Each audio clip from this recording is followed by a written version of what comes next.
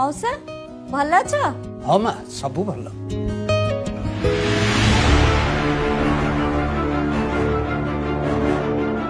अरे दीदी तमे केते बेले मो टिके बाड़ी पठेथिली।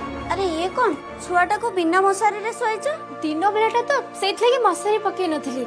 देखो ना मशारी केमती मैला हेची, सर्फ सरी हेची, मो सफा करिनी। देख से दिन एते कथा बुझेली सब भूली गल। दिन हेउ कि राती हेउ सोइला बेले मशारी सब बेले एमिति टांगिबो।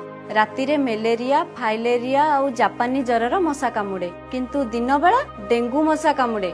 आउ हाँ मने रख एइटा होउची औषध उपचारित मशारी। याकू सबु बेले ठंडा पानी रे ही धोइबो। गरम पानी पाउडर साबुन व्यवहार करिबोनी। खरा रे तो याकू बिल्कुल भी सुखेइबोनी, नहेले यार औषधीय गुण सब नष्ट होई जिवो। बुझिल त?